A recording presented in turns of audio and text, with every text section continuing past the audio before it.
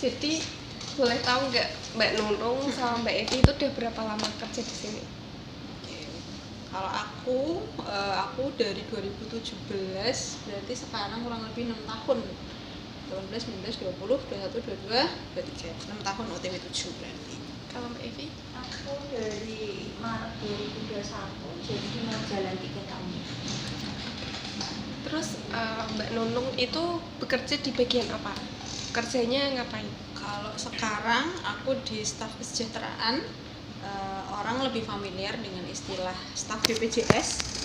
Kalau sebelumnya awal masuk di sini masuknya di staf ketenagakerjaan yang sekarang dipegang sama Mas Wahyu. Mbak Evi? Kalau aku di staf penggajian yang tak pegang selain rata-rata memang soal itu ya, soal gaji termasuk insentif, kemudian THR, pokoknya yang berhubungan dengan gaji masuknya dia. Apa yang Mbak Nunung sama Mbak Evi rasain kalau habis melayani banyak pekerja yang dengan berbagai masalah gitu? Kalau aku mungkin awalnya stres ya. Itu hal baru karena kan dari perpindahan dari posisi yang sebelumnya di atas dengan intensitas ketemu sama banyak orang itu ya ketemu cuman lebih minim kalau dibanding sekarang. Kalau sekarang kan intensitasnya sering, setiap hari pasti mau nggak mau ketemu orang gitu kan. Nah kalau aku pribadi karena memang bukan tipe orang yang suka ketemu banyak orang, setelah ketemu sama banyak orang tuh sampai rumah pasti capek, itu pasti, jadi kayak energinya tuh hilang semua kayak gitu. Tapi itu kejadian paling maksudnya itu berlangsung ya sekitar 1 tahun di awal. Kalau sekarang sih sudah mulai terbiasa, sudah bisa memanage itu semua, jadi ya sekarang enjoy aja kalau sekarang. Tergantung mereka datangnya dengan cara apa, dengan permasalahan apa. Biasanya teman-teman kalau datang ke sini pasti bawa masalah. Itu nanti beda-beda. Capek iya, kadang gemes. Iya, gemes. Karena mereka datang dengan bawa masalah tapi tidak didukung dengan data yang jelas. Ya, itu yang kadang-kadang bikin capeknya di situ. Tapi kalau untuk pelayanan seperti biasa ya aman-aman saja sih. Kalau misal lagi banyak kerjaan nih Mbak, biasanya tuh kayak ngerasa kepalanya tuh kayak banyak penuh gitu nggak sih Mbak? Kalau aku ya, kalau awal mungkin iya ya. Sebenarnya pekerjaan itu kan tergantung frekuensinya, seberapa sering dikerjakan. Semakin sering dikerjakan, semakin master, semakin cepat ngerjainnya, kemudian semakin mudah dilakukan karena frekuensinya sering. Kalau di awal sih pasti iya. Di awal itu untuk sebuah pekerjaan rutin bulanan saja, aku bisa makan waktu 1 minggu baru selesai. Itu di awal, 1 tahun pertama seperti itu.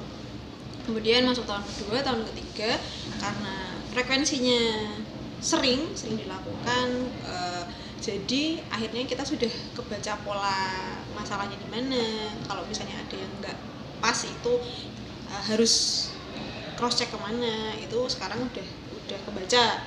Tapi kalau awal pasti kerasanya berat banget karena satu, aku ketika pindah ke posisi ini aku tidak didukung dengan pengetahuan yang cukup, dalam artian aku tidak diajari yang benar-benar diajari.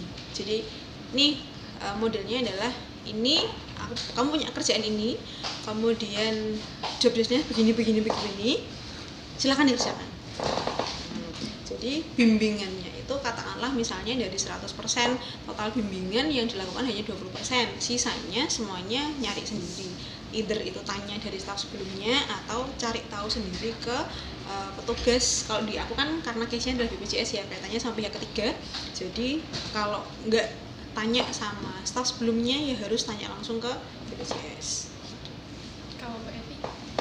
Sebenarnya hampir sama ya. Kalau di awal pasti stresnya double karena merasa itu pekerjaan baru, tanggung jawab, belum tahu nih sisi mana aja kelemahannya.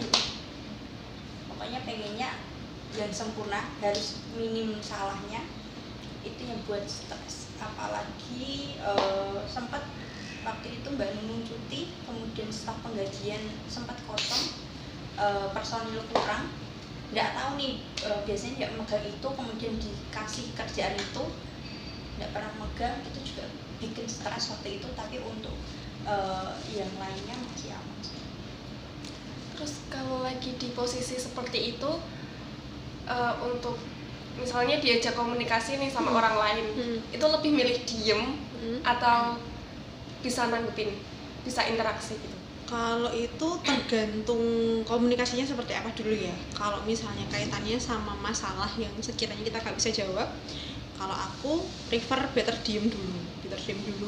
Dia ada komplain apa atau masalah apa, kita terima dulu. Karena kalau misalnya posisinya stres, kemudian kita buru-buru jawab, karena aku tipe orang yang gak seneng gegabah istilahnya, gak mau asal jawab karena takut infonya salah, takut nanti berpengaruh ke yang lain-lain juga. Jadi better diem dulu, diterima dulu, nanti baru setelah setelah orangnya pergi, baru coba nyari informasi yang lain. Nanti baru orangnya tak hubungi kembali. Kalau aku biasanya begitu.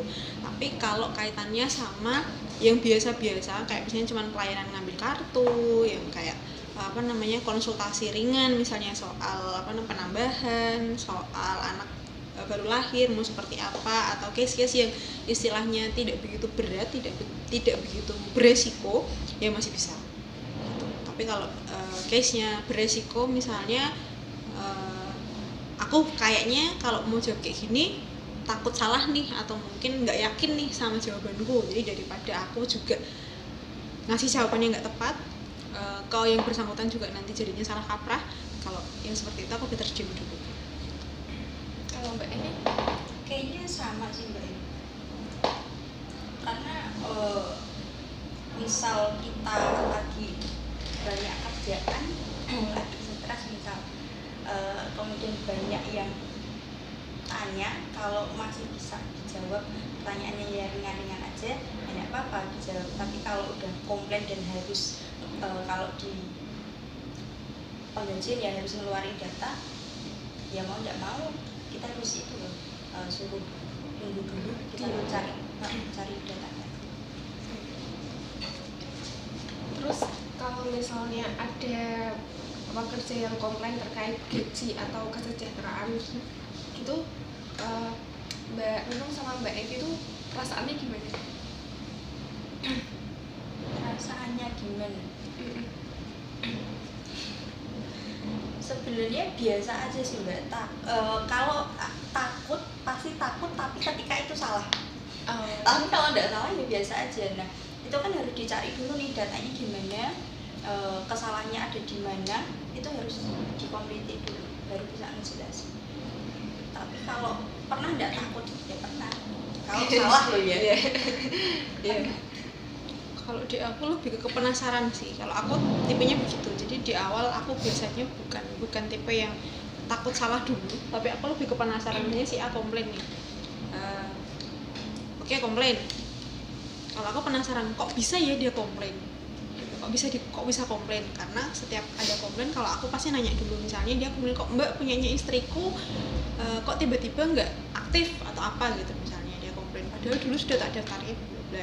Pasti di awal aku nanya dulu, istrimu kerja nggak? Mesti aku lebih ke situ dulu. Jadi nggak langsung ngejudge atau nggak langsung nyalahin. Mesti gini ya nggak? Nanya dulu, case-nya gimana? Istrimu kerja atau setelah gue daftarkan ke sini sudah pernah kerja? Jadi aku mencoba menggali informasi dulu dari yang bersangkutan. Nah nanti kalau misalnya sudah, baru nih kalau sudah ketemu ya sudah. Tapi kalau misalnya memang ketika ketemu kok salah, ya aku ngaku salah, ya aku minta maaf. Ya sekarang gimana baiknya, maunya daftarin sekarang atau mau seperti apa? Nah aku tipe yang itu. Kalau memungkinkan di saat itu bisa ya.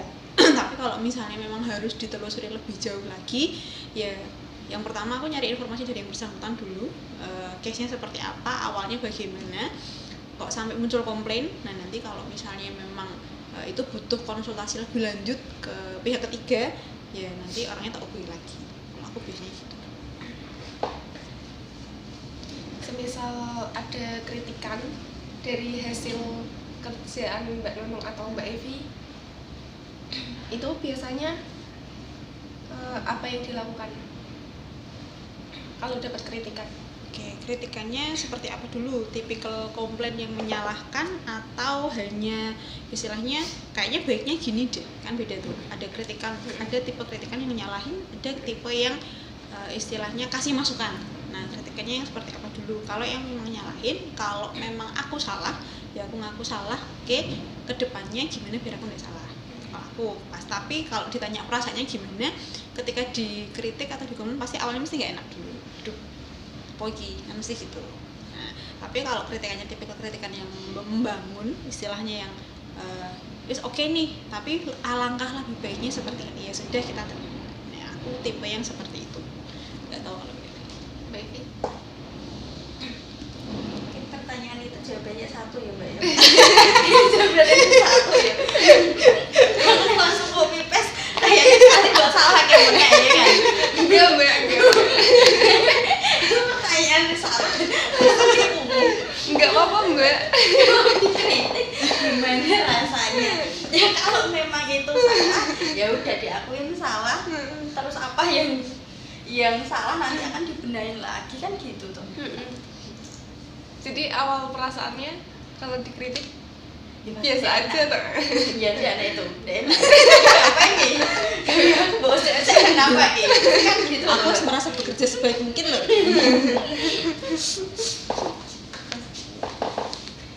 Kadang kayak tiba-tiba ngerasa tegang nggak sih ngejalanin kerjaan ini?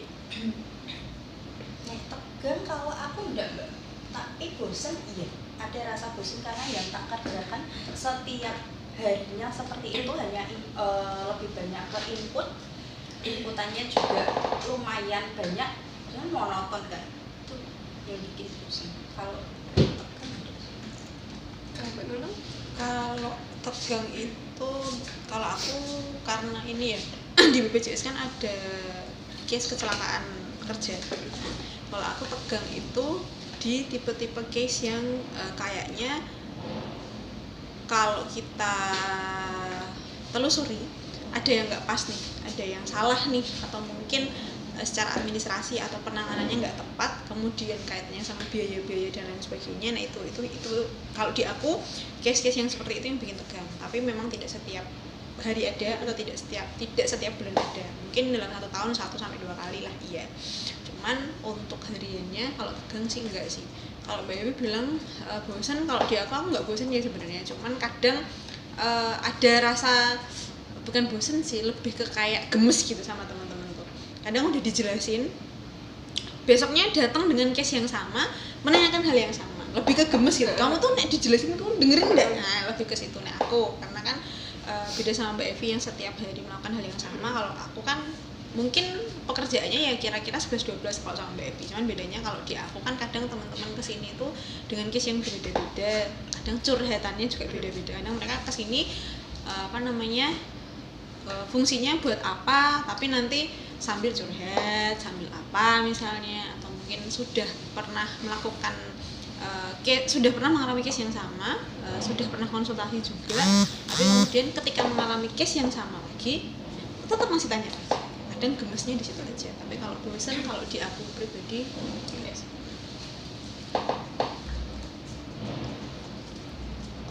Kalau misal nih kalau lagi ada masalah sama sesama pekerja, biasanya Mbak Nunung sama Mbak Evi tuh nyikapinnya gimana sih?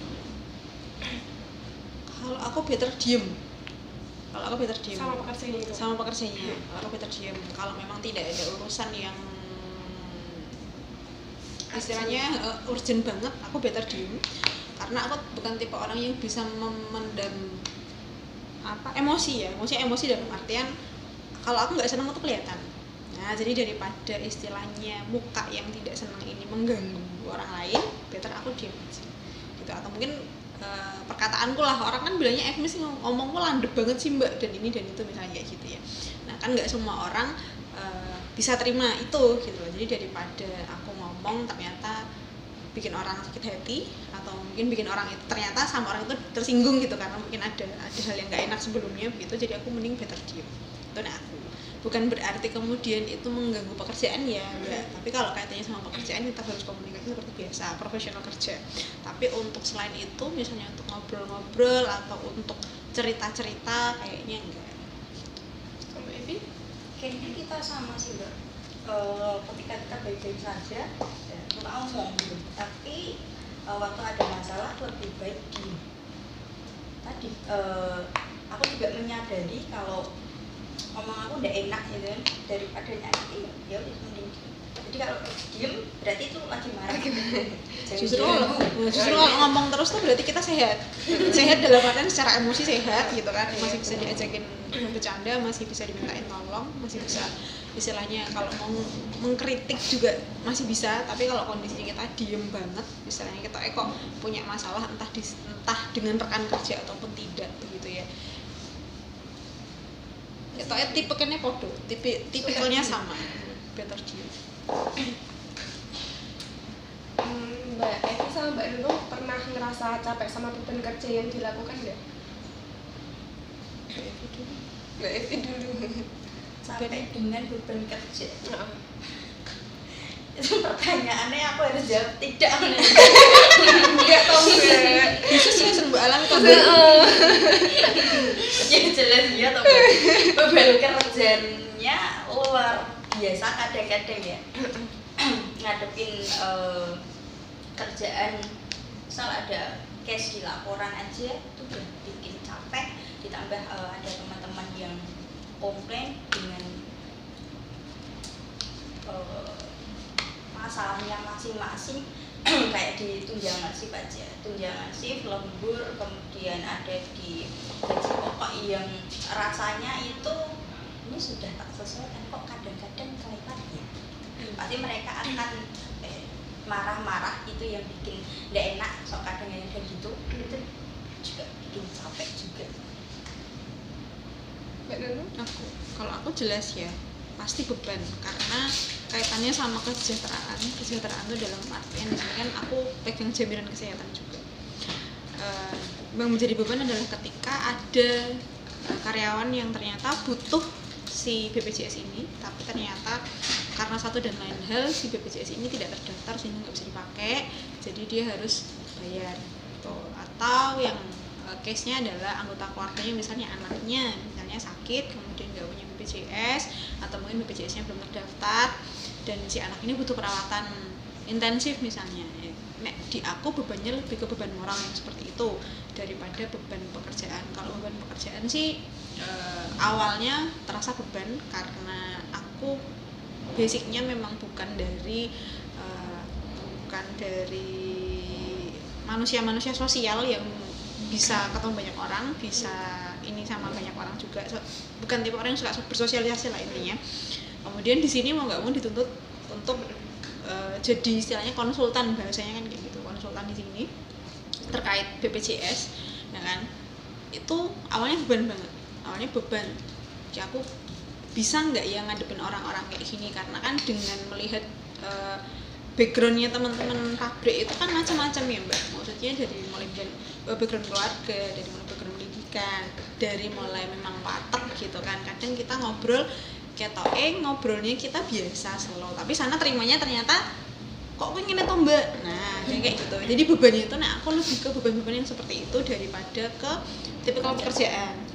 Ya aku nggak tahu ya itu dikategorikan beban bekerja juga atau tidak, tapi kalau di aku lebih ke situ daripada ke administratifnya istilahnya.